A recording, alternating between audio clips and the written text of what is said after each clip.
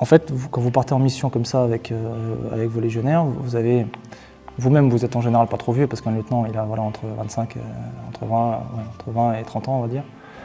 Et vous partez avec des légionnaires qui sont jeunes, qui ont 25-30 ans, et qui en gros partent au bout du monde avec vous pour remplir des missions, si vous voulez. Et donc c'est assez extraordinaire quand vous y pensez. C'est-à-dire que des mecs entre 20 et 30 ans vont aller remplir une mission au nom de l'armée française sur un coin paumé, sur un continent où ils ne sont jamais allés, et dans des situations très compliquées. Donc si vous voulez, il y a quelque chose d'assez extraordinaire là-dedans, d'après mon point de vue. Bienvenue dans Défense Zone, le podcast qui traite des questions de défense et de sécurité à travers des entretiens avec des militaires, des membres des forces de l'ordre, des personnalités politiques ou encore des entrepreneurs.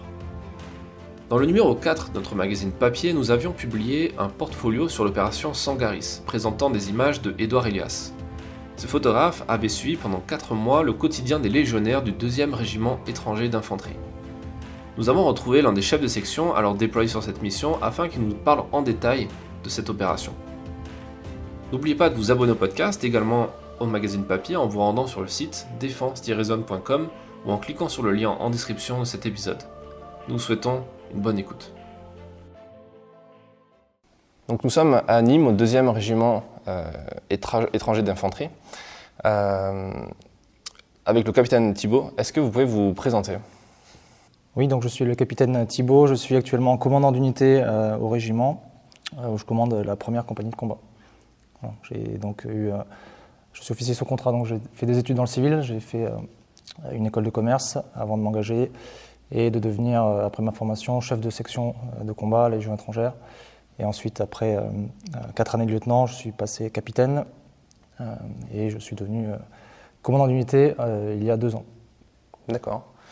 On a souhaité vous rencontrer pour parler de la Centrafrique, là où vous avez été déployé avec votre régiment en tant que chef de section.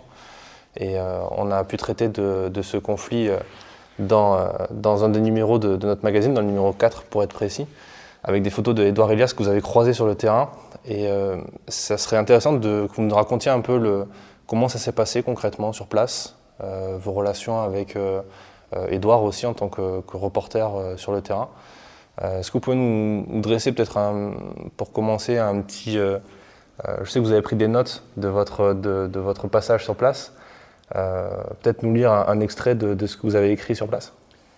Je vais vous lire un petit extrait. Ça, ce sont des notes que j'ai prises donc les 2 ou 3 premiers jours de la mission et qu'ensuite j'ai arrêté parce que le temps m'a manqué. Mais donc là, ce que je vais vous donner, c'est simplement quelques éléments d'ambiance qui n'engagent que moi, et sur le ressenti du jeune lieutenant-chef de section à la Légion, mais je pense que c'est valable aussi pour les autres lieutenants, quand il part en OPEX pour la première fois. Voilà. Donc c'est quelque chose qui est assez marquant. Donc on est en 2014, 2 juillet. Putain, ça y est, je pars en OPEX. Sentiment mitigé. Départ en bus de Nîmes vers Paris-Charles de Gaulle à 19h. 3 juillet. À 8h30, nous embarquons dans l'avion, direction Bangui. C'est un départ vers l'inconnu. Clairement, j'en ai gros sur le cœur. Je pars dans une zone de guerre. Moi qui, 2 ans et 7 mois auparavant, ne connaissais rien du monde militaire, je pars pour une mission qui s'annonce complexe. Les textos émouvants de mon frère, inquiet, les appels de ma mère. Enthousiaste mais fier, mais forcément préoccupé, de ma sœur en pleurs et de mon père me rappellent qu'il s'agit d'un départ important. On revient forcément transformé d'une telle opération.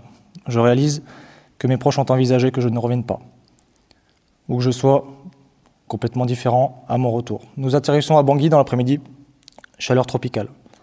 La vue du bidonville qui jouxte l'aéroport de Mpoko me met dans l'ambiance. Voilà l'Afrique. Une nuit à Mpoko. Départ le lendemain matin pour Bria. Les pilotes du Falcon, qui doit nous emmener sur notre zone de mission, ne sont pas là. Ils ont été retardés par une barricade à proximité de l'aéroport, menacée avec des grenades. Ils arrivent enfin. Petit avion, équipage de 3 ou 4 russophones. J'ai l'impression d'être dans un film. On embarque à 4 dans l'avion, chargés comme des mules et des colons.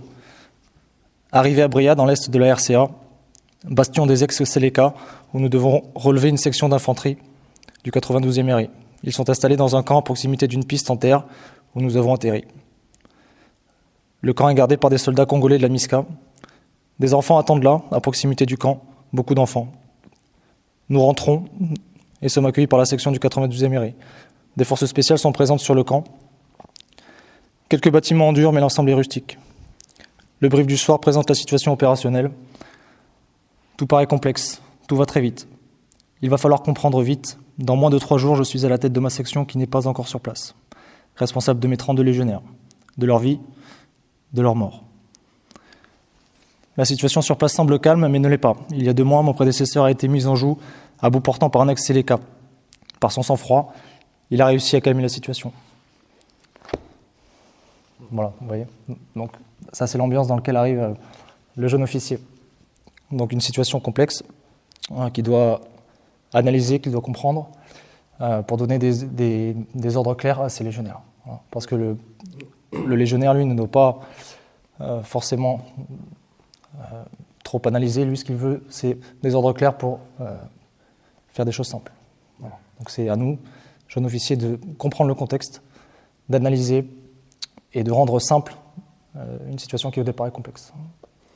Quand vous arrivez, le fait de commencer par putain, ça y est, j'y suis, on sent qu'il y a un mélange d'enthousiasme mais aussi un peu de peur. Est-ce qu'à ce moment-là, vous vous sentez prêt? On est prêt, si vous voulez, parce qu'on s'est engagé pour ça.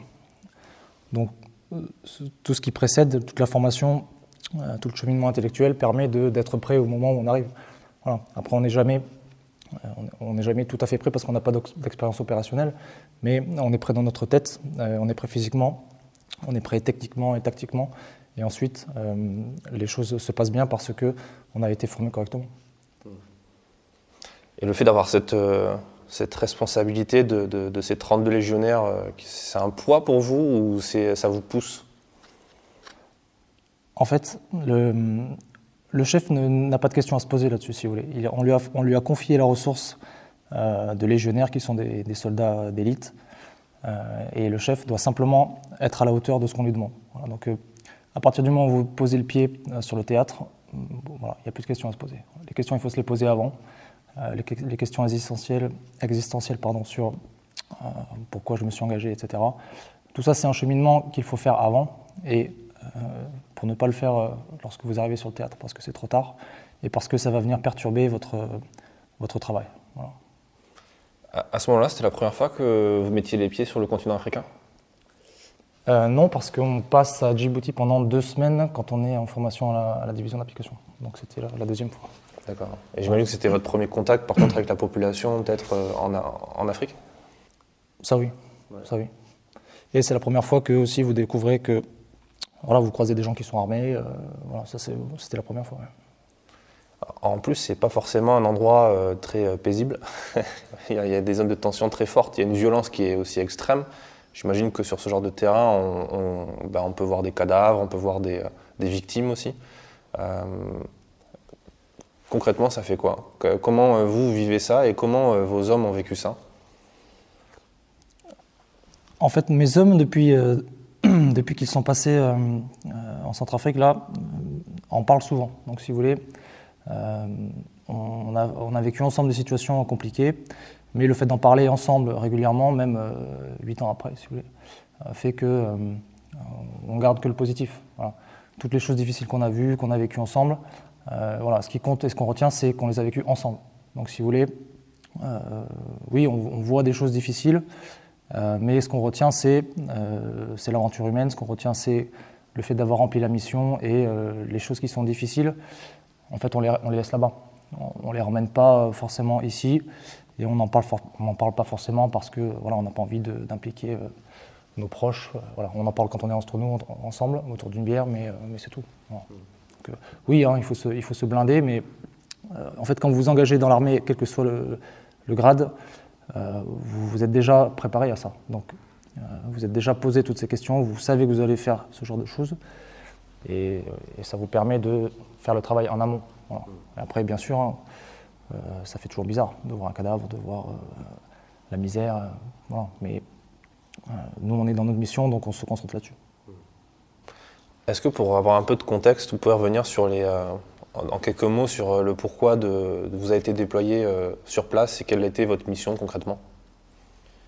Alors je vais rester à mon niveau, hein. Moi j'ai été chef de section, voilà, les missions qui nous étaient confiées étaient de empêcher les affrontements entre les différents groupes de population en Centrafrique, donc les ex-Séléka d'un côté et les anti-Balaka de l'autre, voilà, qui étaient des groupes qui s'étaient armés et qui s'affrontaient. Voilà, donc nous, on devait s'interposer pour éviter voilà, les massacres, pour éviter les morts. Donc voilà, c'est ce qu'on faisait. Donc on était au milieu de tout ça et on devait gérer à la fois les populations civiles qui pouvaient être au milieu des affrontements, voilà, et calmer ces affrontements-là. C'est quoi, vous, à titre personnel, qui vous a le plus marqué pendant cette mission? Cette mission qui a duré 4 mois, hein, c'est ça, hein? Ça a duré 4 mois, mais si vous voulez, vous gardez toujours en tête les moments de plus forte tension. Donc voilà, c'est la première fois où on vous demande de vous emparer d'une position, par exemple, ou de reconnaître une zone où il y a eu des affrontements. Voilà, c'est les moments clés, si vous voulez, où vous avez été en position de prendre des positions déterminantes. Voilà, pour vous, pour vos hommes, avec à la clé voilà, la réussite ou pas de la mission et voilà, la vie ou la mort de vos soldats ou des gens qui sont en face et qui vous tirent dessus. Enfin, voilà. Ce que vous retenez, c'est 2 ou 3 actions clés en fait, sur un mandat comme ça. Et le reste, reste après moins important. Mais... Personnellement, j'ai pu en parler un peu avec Edouard Elias qui me disait que les conditions sur place étaient plus que rustiques, hein. Vous avez, c'est plus du bivouac à ce niveau-là, c'est le terrain dans la verte pour le coup. Comment ça s'est passé concrètement à ce niveau? Oui, on vivait de façon rustique, hein, mais comme tous les soldats savent le faire. Donc voilà, on vivait comme les gens sur place, dans des conditions assez rustiques, mais voilà, qui sont pas extraordinaires au vu de la préparation qu'on avait eue, mais voilà, c'était des choses. C'était la vie en campagne. Voilà. Ce qui changeait, c'était l'environnement qui était tropical, avec beaucoup de pluie, avec une chaleur intense. Mais ça permet aussi des instants de cohésion, ça permet de faire la popote ensemble, de vivre simplement finalement. Simplement, et là vous retrouvez et ressort les choses essentielles du contact humain dans ces situations-là. Ce qu'on peut voir dans les photos de Edouard, parce qu'on les a sous les yeux, et on encourage les gens qui nous écoutent à aller y jeter un coup d'œil, parce qu'on a fait un article aussi sur notre site internet, et on voit dans ces images certes le côté opérationnel, avec les scènes quand ça tire, quand ça progresse, mais on voit aussi le côté humain, et c'est ça aussi qui est intéressant dans les images de Edouard, c'est qu'on voit des hommes, bon, pour le coup c'est des hommes et pas des femmes dans la Légion, et des hommes vivre sur le terrain en vie de campagne. On en voit prendre des douches de campagne, faire une sieste aussi, des images qu'on n'a pas trop l'habitude de voir dans la communication de l'armée en général. Qu'est-ce que vous en pensez, vous? Est-ce que vous trouvez que ça correspond un peu à ce que vous avez vécu? Est-ce qu'il a retranscrit ce que vous avez vécu sur le terrain? Oui, je trouve que la force d'Edouard Elias, c'est qu'il arrive à capter la force des regards, la force des situations et des relations humaines. En fait, quand vous partez en mission comme ça avec vos légionnaires, vous-même, vous êtes en général pas trop vieux, parce qu'un lieutenant, il a entre 20 et 30 ans, on va dire. Et vous partez avec des légionnaires qui sont jeunes, qui ont 25-30 ans, et qui, en gros, partent au bout du monde avec vous pour remplir des missions, si vous voulez. Et donc, c'est assez extraordinaire quand vous y pensez. C'est-à-dire que des mecs entre 20 et 30 ans vont aller remplir une mission au nom de l'armée française, sur un coin paumé, sur un continent où ils ne sont jamais allés, et dans des situations très compliquées. Donc, si vous voulez, il y a quelque chose d'assez extraordinaire là-dedans, d'après mon point de vue. Et donc, forcément, quand vous êtes dans des situations comme ça, les relations humaines et les groupes se resserrent, et les relations sont très intenses. Si vous voulez, moi, j'ai des relations avec mes chefs de groupe de l'époque, avec mes légionnaires de l'époque, qui se sont figés là-bas, si vous voulez. Ça crée, il y a une force qui se crée, une force de la cohésion du groupe, qui après est incassable. Voilà. Moi, si vous me redonnez la même section, les mêmes légionnaires d'il y a 8 ans, et je pars avec eux au bout du monde pour faire n'importe quelle mission, sans aucun problème. C'est-à-dire que la confiance qui s'est créée, il y a quelque chose de très solide. Le fait que ce soit des légionnaires, c'est-à-dire que ce soit des gens qui sont à la fois étrangers, pour la plupart, et qui ont des histoires aussi de leur vie d'avant, qui parfois ont eu des choses, qui ont été peut-être même militaires dans une autre vie, par rapport à des hommes et des femmes de l'armée de terre dans des régiments de la conventionnelle, on va dire, est-ce qu'il y a une différence en opération ? Je suis mal placé pour vous répondre parce que moi j'ai été quasiment que à la Légion. Mais peut-être des discussions que vous avez eues avec vos camarades qui étaient aussi chefs de section ou qui. Si vous voulez, la force qu'on a, c'est que au sein de la section, au sein de la compagnie, c'est que ces légionnaires que vous commandez, en fait, vous êtes avec eux le jour, la nuit, vous êtes avec eux à Noël, vous êtes avec eux le week-end parce que les légionnaires ils vivent au quartier jusqu'à 50 services. Donc si vous voulez, ils n'ont pas entre eux des relations de collègues, ils ont entre eux des relations de frères d'armes qui sont très, très puissantes. Et la relation avec le chef, c'est dans le code du légionnaire. Le légionnaire aime son chef et a une relation très particulière avec lui. Donc si vous voulez, il y a une cohésion qui est très très forte.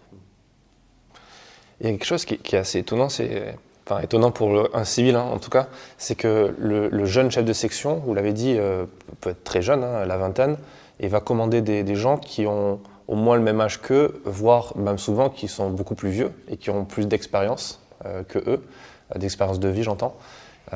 Et malgré tout, il y a forcément un lien de subordination qui est très fort, peut-être même plus dans la Légion que dans d'autres régiments, où le lieutenant a quand même et l'officier Légion a une aura qui est importante. Comment on le gère ça quand on a la vingtaine ? Eh bien, on le gère en apprenant beaucoup de ses subordonnés. C'est-à-dire que quand vous arrivez, vous êtes jeune lieutenant, vous devez avoir l'humilité d'écouter vos cadres, d'écouter votre adjoint qui est un sous-officier ancien et qui va vous apprendre beaucoup de choses. Ce qui va vous permettre de ne pas commander simplement avec le galon, mais en connaissant vos hommes et en les respectant. Parce que si vous les respectez et si vous les apprenez à les comprendre, vous serez plus en mesure de les commander efficacement. Voilà. Et pour que le jour J, à la guerre, les gens vous suivent, si vous voulez, il faut déjà les traiter correctement au quartier, il faut les respecter, et il faut qu'ils aient confiance en vous. Voilà. Parce que autant c'est facile de donner un ordre quand on est en France au quartier et qu'on donne un ordre simple, autant quand on est au combat, si vous voulez, les gens ne vous suivront pas si jamais ils n'ont pas confiance en vous. Voilà, donc il faut s'appuyer sur ses subordonnés, créer cette cohésion et cette relation de confiance en temps de paix, entre guillemets, pour être efficace et entendu en situation opérationnelle difficile. Voilà. Et oui, vous pouvez commander des légionnaires ou des sous-officiers qui sont plus vieux que vous, qui ont plus d'expérience, mais le lieutenant, c'est vous. Et c'est le chef. Le chef, c'est sacré à la Légion. Donc, même si le lieutenant, il a 25 ans, et que tous les autres, ils ont 35-40 ans, le lieutenant, il a 25 ans, et il est lieutenant pour une bonne raison. C'est-à-dire que lui, il sait faire. Parce qu'il a appris, il a été bien formé, et on lui fait confiance. Donc, oui, on a une confiance aveugle dans ce que nous dit le chef. Voilà. Pour le chef, ça oblige, c'est-à-dire que ça impose de prendre les bonnes décisions. Voilà, effectivement. Aujourd'hui, la Centrafrique est en train de revenir sur le devant de la scène, au niveau de l'actualité, de la géopolitique. Je pense avec l'arrivée de Wagner, il y a quand même quelques temps déjà, on en avait parlé sur le site de Défense Zone. Alors, je ne vais pas vous demander ce que vous pensez de la situation géopolitique sur place, vous en doutez, mais quel regard vous portez, vous, sur un peu tout ça de loin, en vous disant que vous avez été sur place, vous avez fait partie des acteurs de l'histoire de ce pays, à une petite échelle, sur un court segment de temps. Quand vous en discutez comme ça, de façon un peu informelle, ou même de façon formelle avec vos supérieurs, est-ce que c'est quelque chose qui arrive dans les discussions ? Non, si vous voulez. On ne met pas de sentiment. Voilà. Pour nous, c'est une mission qui est terminée. Voilà, on est rentré de Centrafrique en octobre 2014. Je vous dis, on est reparti en Irak en 2015, presque 6 mois après. Donc, on tourne la page. Et ensuite, on prépare la future mission. Voilà. Bon, en 2015, on était en Irak, on préparait les forces de l'ICTS à combattre contre l'État islamique. Donc, si vous voulez, après, on n'a pas forcément le temps de se repencher sur le passé. Voilà, on continue, et puis ensuite, les missions se suivent. Voilà, le Mali, pour moi, en 2020. Voilà, donc, il faut savoir tourner la page. Ouais, j'imagine. Et vous, à titre personnel, en tant qu'officier, qui a forcément, je pense, un attrait pour comment fonctionne le monde, les conflits, qui étudie ça aussi, qu'est-ce que vous en retenez de cette expérience? Est-ce que, même en restant à votre niveau du chef de section, vous essayez de mener une réflexion ou de réfléchir un peu aux tenants, aux aboutissants de tout ça? On y réfléchit forcément, mais si vous voulez, voilà, il y a un temps pour tout. Voilà, quand on est déployé en mission, on remplit sa mission dans une situation très particulière à un moment donné dans un pays, et puis ensuite la mission se termine. Voilà, ensuite, on regarde la situation quand on rentre, via les informations, etc. Mais après ça reste plus de l'ordre privé. Et... Voilà. D'accord. Le fait d'avoir été accompagné par un photographe comme Edouard Elias, qui sait, à la différence de pas mal peut-être de journalistes, s'intégrer assez facilement avec les gens, les militaires, qui lui aussi a connu une expérience dont tu nous as déjà parlé dans un autre podcast, son expérience en captivité avec Daesh, le fait qu'il reparte quelques années après comme ça sur un territoire en guerre. Vous, par exemple, est-ce que vous aviez eu connaissance de son histoire? Est-ce que vous en avez parlé avec lui? Comment ça s'est passé, l'intégration sur le terrain? Alors l'intégration sur le terrain s'est très bien passée parce qu'il reste en retrait et voilà, il est très humble, très discret. Et oui, on en a parlé un petit peu. Voilà, il nous racontait sa captivité, c'était assez intéressant. Mais si vous voulez, il le fait de façon tellement naturelle et de façon tellement humble que voilà, ça lui appartient tout ça, si vous voulez. Nous, on était contents de l'avoir avec nous, il a pris de très belles photos. Je pense qu'il a passé de bons moments, il a découvert ce qu'était la Légion avec nous là-bas. Et puis voilà, ce que je retiens, c'est des relations d'amitié avec lui. Oui, c'est tout. Vous avez eu d'autres expériences avec des journalistes sur le terrain, notamment au Mali peut-être ou ailleurs? Non, pas vraiment. C'était vraiment En fait, lui, il est resté 4 mois avec nous. Donc, c'est assez rare qu'on ait quelqu'un aussi longtemps. Donc, ça reflète... Enfin, ces photos reflètent ça, si vous voulez. Le fait d'être resté si longtemps avec nous lui a permis de tirer de ça voilà, quelques instants très particuliers que peut-être d'autres n'arrivent pas à emprisonner dans leur appareil, quoi. C'est que quand on voit des sujets à la télé ou dans les magazines sur le déploiement des forces armées en OPEX, on voit à chaque fois qu'une petite fraction de ce que vous faites. Souvent, au moment où il y a un peu d'action dans les patrouilles, ce genre de choses. Or, pendant 4 mois, c'est pas forcément le quotidien. Il y a beaucoup de phases d'attente, beaucoup de phases longues. Est-ce que vous trouvez que c'est bien rendu en général dans les médias? Est-ce qu'on montre une vision intéressante de ce que vous faites sur le terrain? Qu'est-ce que vous en pensez, vous? Bon, ça appartient aux journalistes. Hein.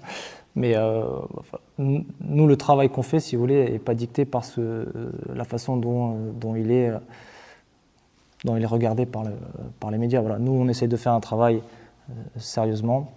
Et c'est toujours difficile, si vous voulez, de retranscrire ça par des photos ou par des témoignages pour quelqu'un qui est extérieur. Voilà.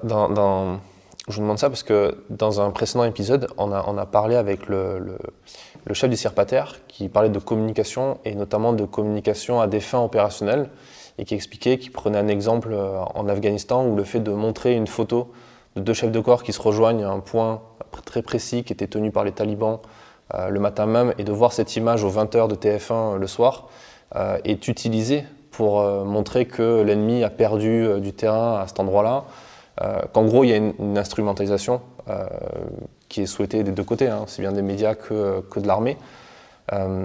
Est-ce que vous, c'est un truc que vous avez pu observer, le fait d'avoir un journaliste avec vous qui est embedded, est-ce que ça vient impacter, en positif ou en négatif, peu importe, le cours de la mission? Non, parce que si vous voulez, rien des photos qui ont été prises par Édouard Elias ne sont sorties en direct. Si vous voulez. Édouard Elias, il a fait une exposition au Pont du Gard l'année suivante, qui a été un bel hommage pour le régiment et pour les légionnaires avec qui il est resté pendant 4 mois. Et c'est tout, si vous voulez. Il n'y a rien qui est sorti en direct. Et tout ça nous, ne nous regarde pas. En fait, quand on est avec un journaliste qui essaye de prendre des beaux clichés, on est content quand à la fin de la mission, il nous montre ça. Et quand il y a une exposition qui met en valeur le légionnaire, moi, c'est ça qui m'intéresse. Voilà, d'essayer de montrer la vie de nos légionnaires qui en opération font un travail qui nécessite un engagement extraordinaire dans des situations très complexes. Voilà. C'est à ça qu'il faut rendre hommage, et c'est ça qui m'intéresse. Pour le reste, après, c'est des histoires de communication, de médias et politique, c'est moins mon sujet. Mais on est content d'avoir de beaux clichés et de beaux reportages grâce à Édouard Elias, ça c'est sûr. Quel conseil vous donneriez à un jeune officier ou futur officier qui prépare peut-être Saint-Cyr, qui rêve d'être déployé en opération comme vous l'avez fait en tant que jeune chef de section dans la Légion ou ailleurs? Quel conseil vous donneriez à une personne qui part dans cette voie? De choisir la Légion, déjà. Mais si vous voulez, on a une ressource qui est tellement exceptionnelle. Quand je dis ressource, c'est le légionnaire, qui est tellement extraordinaire à commander que moi je regrette absolument pas mon choix. Si vous voulez. Ce que vous donnez à vos soldats, à vos légionnaires, ils vous le rendent multiplié par 100. C'est ça qui est intéressant. C'est-à-dire que tout le temps que vous passez pour les former, les orienter correctement, les écouter, les comprendre, les respecter. Voilà, eux sont venus aussi à la Légion pour trouver un cadre, un sens à leur vie et pour trouver aussi un chef. Voilà. Et vous, le jeune officier, c'est le lien entre ces gens-là qui sont étrangers et la France, tout simplement. Donc c'est pour ça aussi que le jeune officier est autant respecté. C'est parce qu'il est le lien entre eux et la société française. Voilà. Donc, voilà. J'ai aucun regret et voilà, j'ai beaucoup de satisfaction à vivre et encore pendant quelques mois avec ces soldats aussi extraordinaires. Merci pour ce témoignage et bonne continuation du coup. Merci à vous. Merci d'avoir écouté cet épisode jusqu'à la fin. S'il vous a plu, partagez-le autour de vous et abonnez-vous au podcast pour ne pas rater les prochains. Défense Zone, c'est aussi un magazine en ligne et en papier disponible sur le site internet défense-zone.com.